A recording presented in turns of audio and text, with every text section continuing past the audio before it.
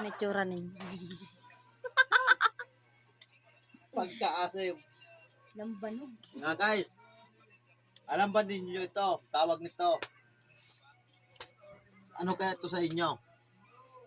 Masarap ito sa mga pang-asim. Sa Masbate lang ito meron. Ewan ko lang sa ibang lugar. Pagalingan, ano ang tawag nito?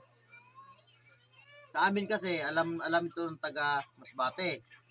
Ambot lang sa inyo kung ano yon ang tawag sa inyo. Pag kinagat mo ito, ha?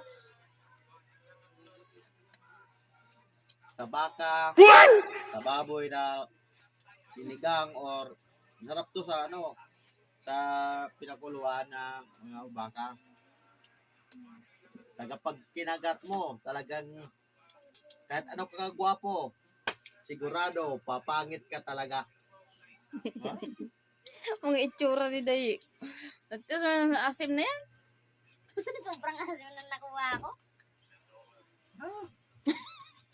Nakangilo. Pagalingan Lods kung anong tawag sa inyo nito. Pati isang bagang kanaga. Nakita mo to? Oh. Ang makahula, meron ng batuhan. Tikman nyo kung gaano kaasim.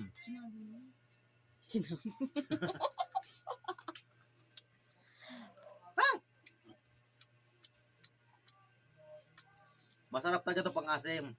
Sa sariwa, sa sinigang na baka, sinigang na baboy. Basta masarap siya.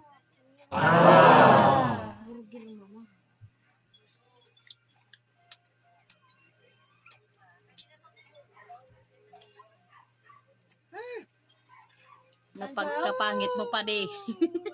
Ang sarap. Ang sarap. Di kaya.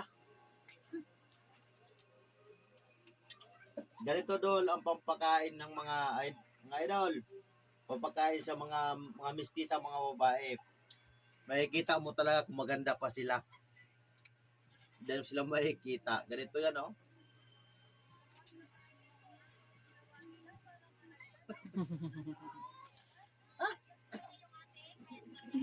Sobrang kasim. Di kaya. Isang piraso pangalangan.